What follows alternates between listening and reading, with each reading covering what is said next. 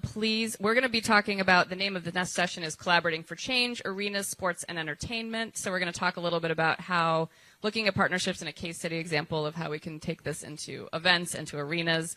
So please join me in welcoming Zoe Berman, Chief Operating Officer of Sound Future, Chris Granger, President of OVG 360. Yes, I got that right. And then Chris Rowe, Director of Worldwide Carbon for Amazon, to the stage.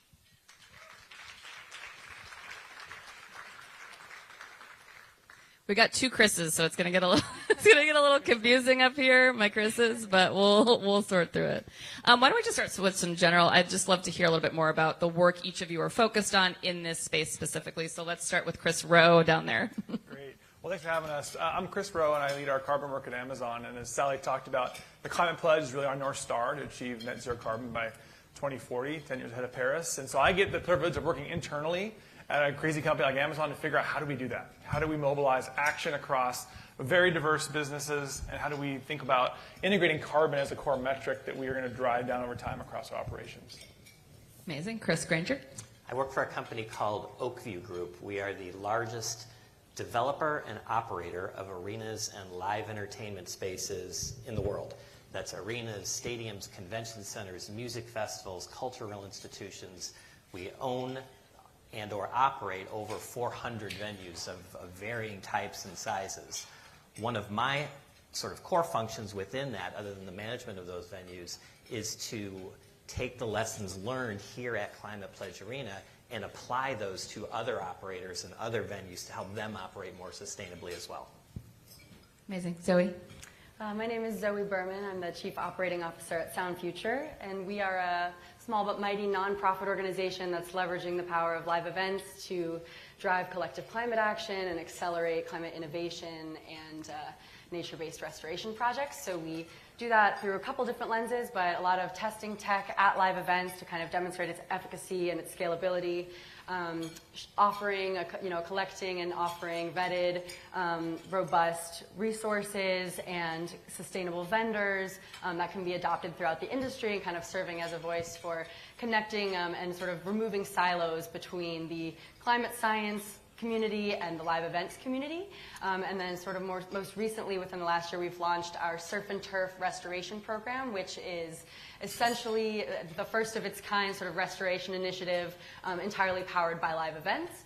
So that is basically raising money, channeling funds through the live event industry through standard sort of dollar per ticket model or merch proceeds, and channeling that into really high integrity, vetted, boots on the ground restoration initiatives, surf being sort of marine based, coral aquaculture, kelp restoration, things of that nature, and then turf being regenerative agriculture, terrestrial based projects. And so just kind of finding the highest integrity, biggest bang for your buck projects that we can channel funding from the live events industry into, and just to create a world where gathering does good, and shift the narrative from, basically saying we've gathered, we've done something naughty, and now we need to offset that to, okay, how can we drive some really collective good through the act of gathering?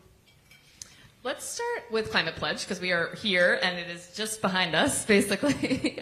Chris Rowe, why don't we start with you, and just, I know the Chris's are both pretty involved in this, but just a look at kind of the massive undertaking it was in getting Climate Pledge Arena launched. Great, yeah. So I grew up in Seattle, and I used to go to games with the Sonics. Hope they come back at some point. And hopefully you were at happy hour last night in the shadow of Climate Pledge Arena, but it was a joy for me to work on personally. We had a chance to purchase the naming rights to Climate Pledge Arena back in 2020 during the heart of the pandemic. I was trying to figure out how to do kindergarten with my kids at home and figure out how to work with these folks on making hopefully the most sustainable arena in the world come to life. And it was a real privilege to be able to do that in partnership with an amazing set of folks at the Oakview Group and the Kraken. And we chose to really think about what would it mean to actually set an ambitious target of creating the world's most sustainable arena. And so we set up with some headlines around food and transportation and the building and the experience. And we set up real headlines. And we like, for example, we want to have the greenest ice in the NHL. How do we do that?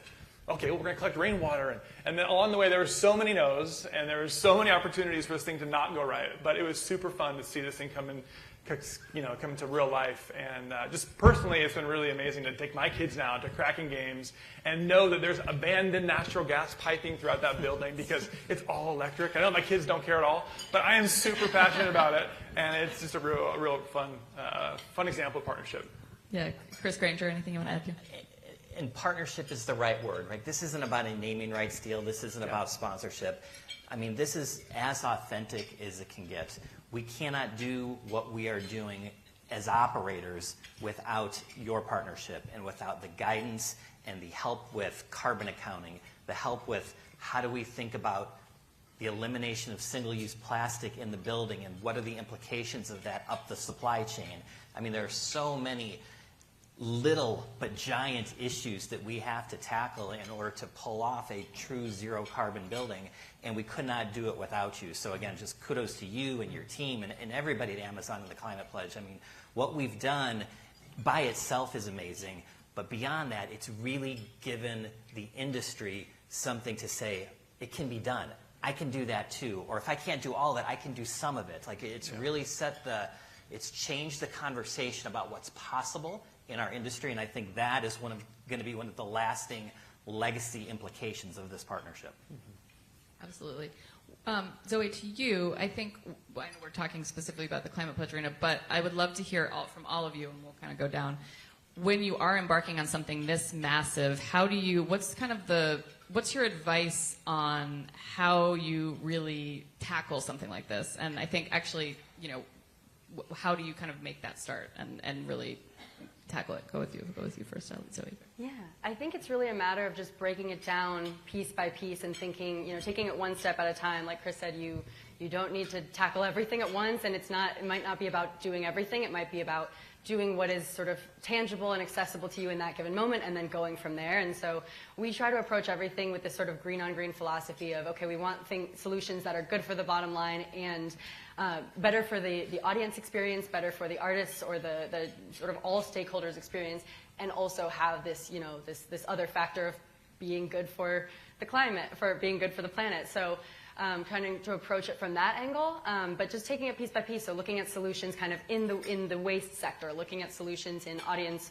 transport and artist transport, looking at solutions in water and food and concessions, and how can we reshape that to have more plant-based offerings and kind of shifting things around. There's so many solutions. If you really break it down, events are kind of like mini cities, and if you think about it from the same perspective that you would approach decarbonizing a city, but just think of it as a smaller sort of nut to crack, then it makes it a little bit more tangible, and you can find solutions across each of those key areas. Chris Rowe, back to you.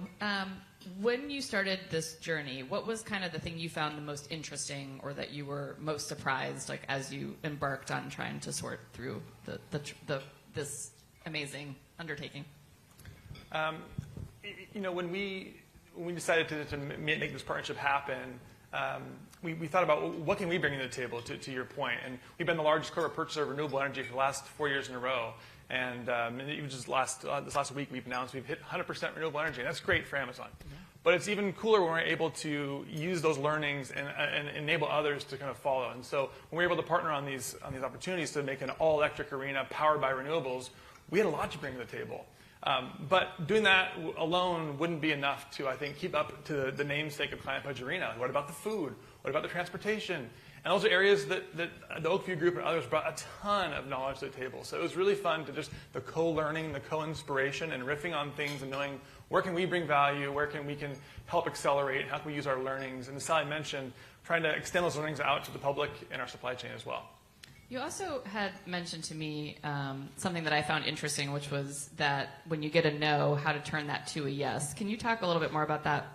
Well, I think this is an endurance game, and things don't happen automatically. And every no is a super important wayfinding to get to a yes. And not letting a good no go to waste is kind of one of my mantras. And I think at the arena, there was natural gas-fired HVAC equipment sitting ready to be constructed. Like, we got to make this thing all electric. How do we do that? How do we get to a yes? And looking the construction management team and the procurement team in the eyes and saying, we're going to do this. Like, what? What are you talking about? But like understanding their concerns. Well, how are we going to make 1 million pizzas during halftime without gas? Like, well, let's figure it out. Like, that's a no, and it's a wayfinding device that we can get into and really solve a problem. And that was sort of the spirit that we took on to really kind of get to yeses and ultimately get to what now we think the greenest arena in the world. Chris Granger, over to you. When you do one of these projects, this one specifically, others that you work on, and how do you kind of approach it with the client and with the other partners that you're working with? I think and you heard it on the last panel too, you try to meet people in communities where they are, and not every issue matters the same to every community. So we have a program called GOAL. GOAL stands for Green Operations and Advanced Leadership, and it's our collaboration of like-minded operators who want to move further, faster. But in working with them, you have some where they are in the Southwest United States where water conservation is a real issue, so the focus there is about water. We have other communities where tree equity and tree canopy is a real issue as it relates to sort of the justice implications of that. So we try to focus on that within the community.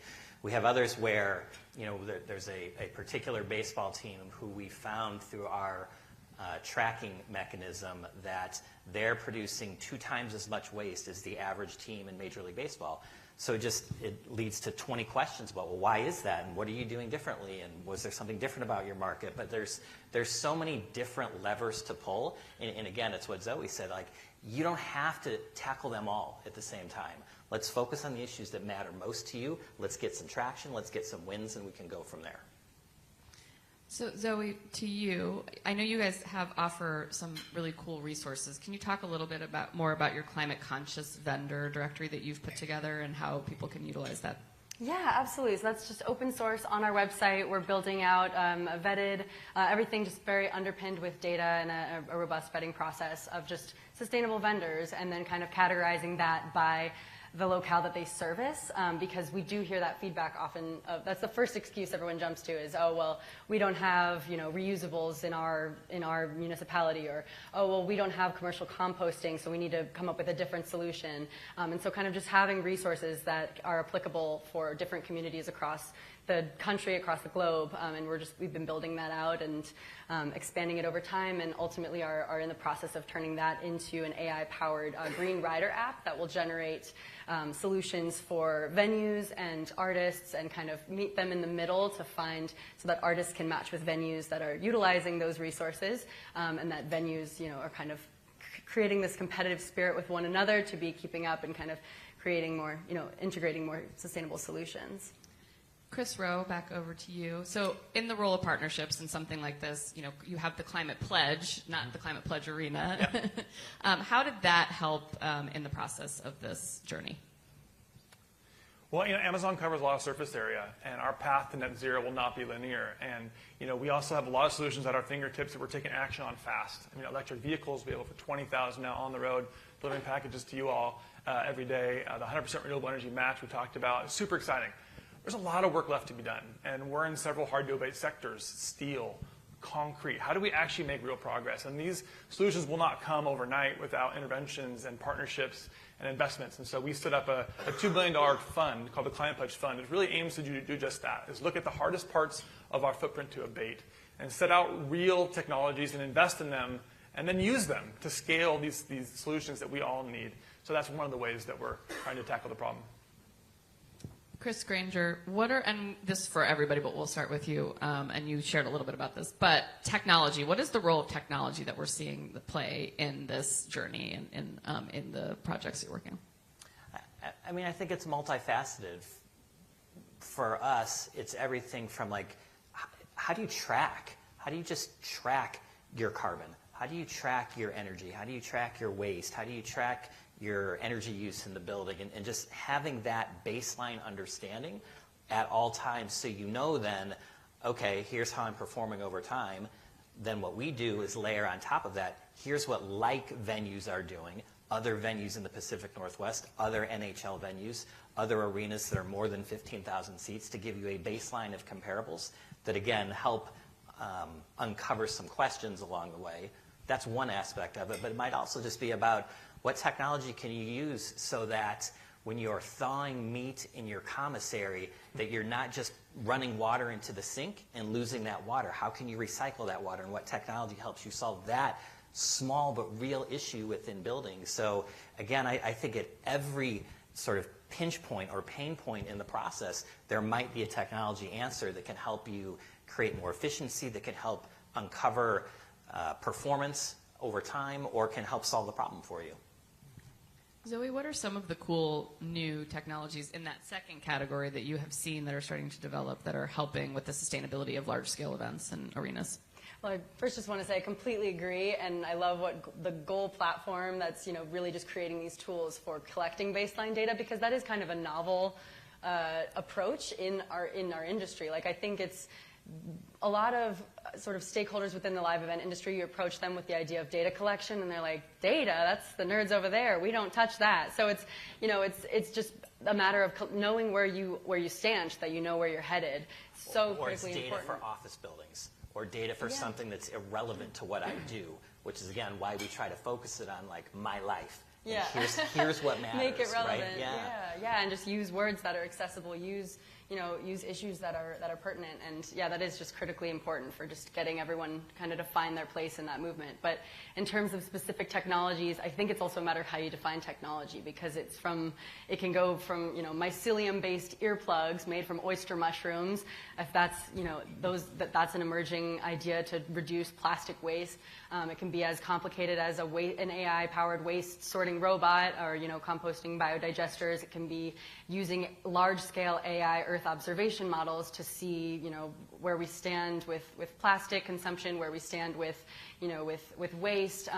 We're powering the sort of tech platform behind our restoration program with an AI Earth observation model that's demonstrating the relative contributions of different events and mapping them onto essentially a swath of land or sea, and showing a restoration progress over time. And so utilizing that technology not just to lower emissions and to reduce waste and cost, but also to engage people and say, okay, well, now we need the visual storytelling component of this, so let's harness technology for that piece of it. So there's so many examples. I mean, from upcycling, waste into incredible art and engaging people in that way.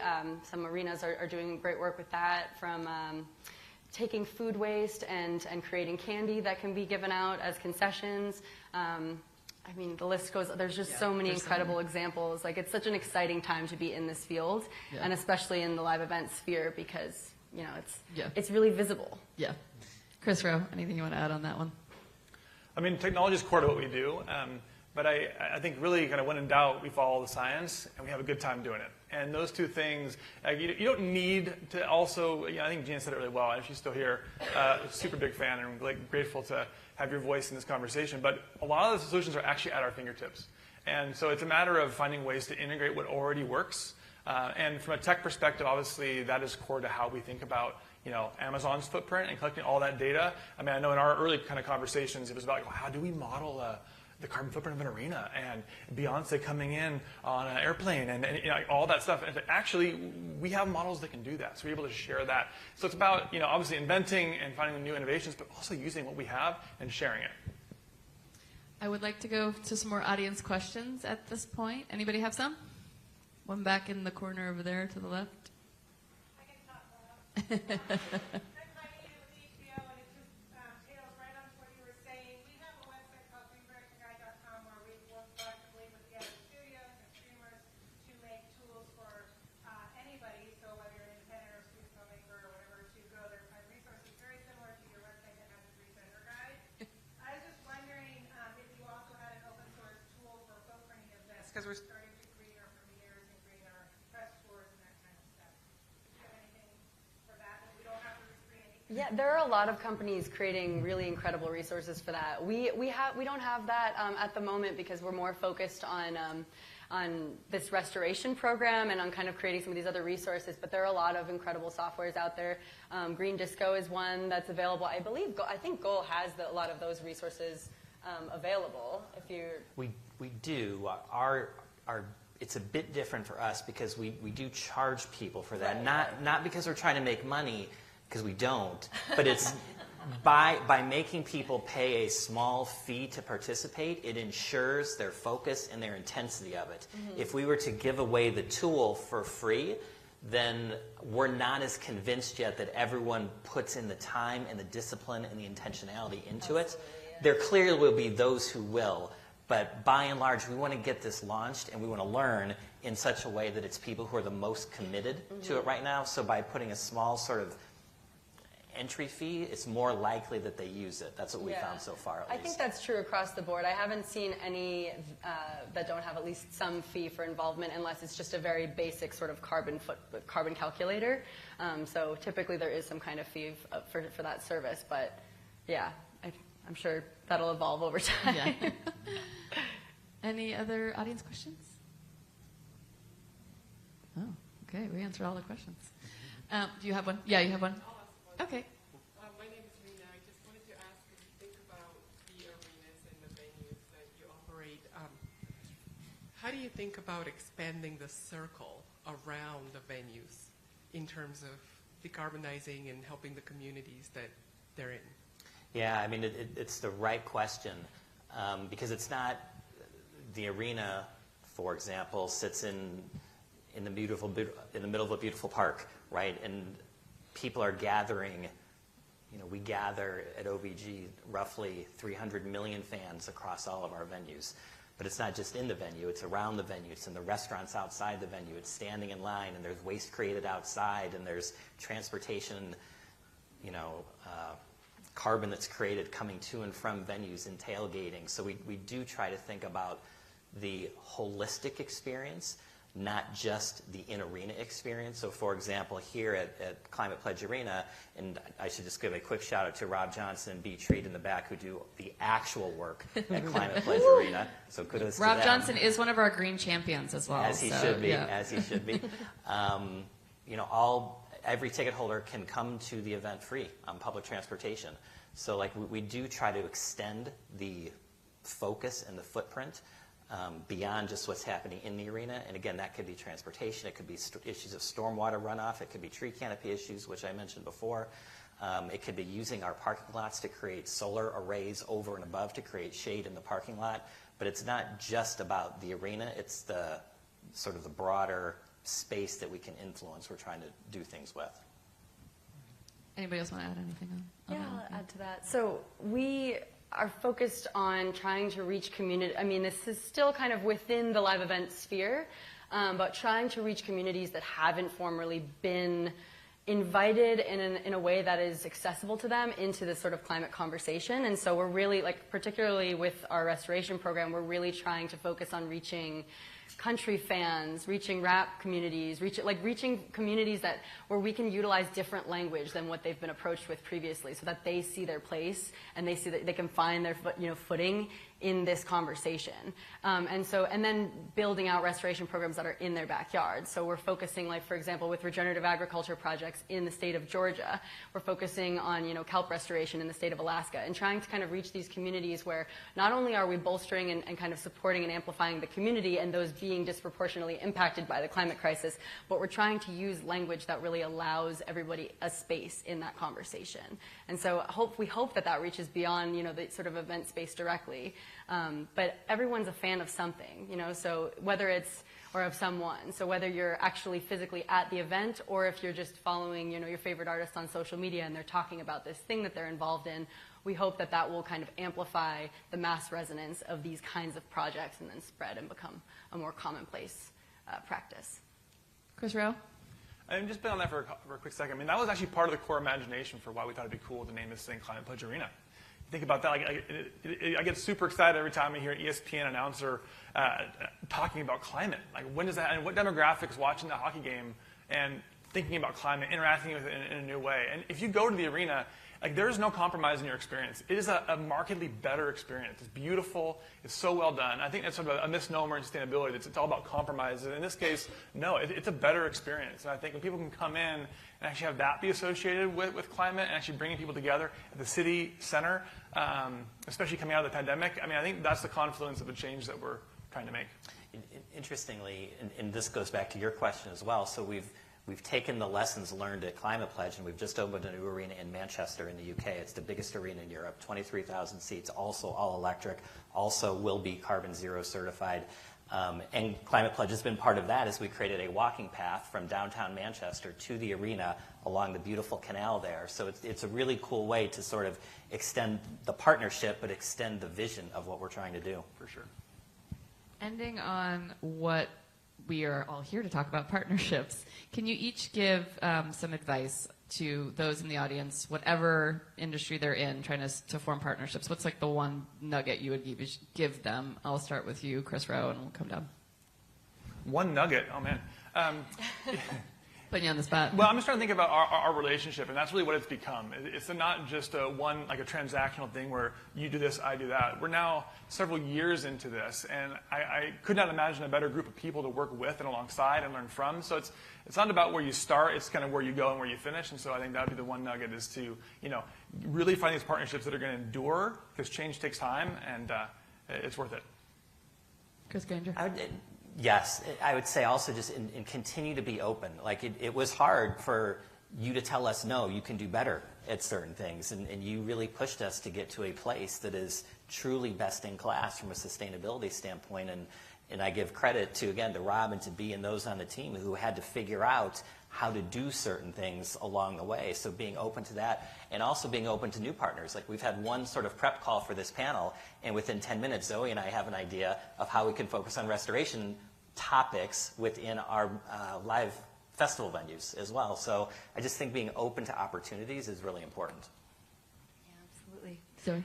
Yeah, I completely agree, and I would also just say find the person in the room with the perspective most different from yours and have that conversation. Because I think this room's not a good example of that, because we all have pretty similar perspective. That's what we're doing here. But I mean, I think one of the sort of superpowers with Sound Future has been creating spaces where people from these disparate communities are coming together. I mean, maybe that's their first time. And then also with events, maybe if you're introducing something with a climate perspective, maybe you're that first touch point for that fan, for that audience, member. Maybe that's their first point of exposure to that new idea, and they're seeing it at a festival or at a sports event, or they're seeing it in a setting where their brain is spongy, they're more receptive to new ideas. There's been a lot of emerging research that people at live events are 7% more likely to engage in climate action than the general population. And there's a lot of really cool studies emerging kind of in that area where people are I think people want to participate in some way if they can drive good, but they don't know where to start, or they don't know how it relates to them. And so finding that common ground is just so critically important, and just talking to people that are not in your little echo chamber, not talking to people that are outside of your sort of silo, because live events and climate don't seem directly related, but when you kind of think about all of the ways that they can collaborate and bolster one another, there's just the endless opportunities. So I think it's just a matter of doing that from whatever your sphere of influence is. Think about who you're in contact with and what other industries you can touch, and just find those opportunities to talk shop and think about how you can expand into other areas. Zoe, Chris, and Chris, thank you so much for your time. That is the end of our program, but please...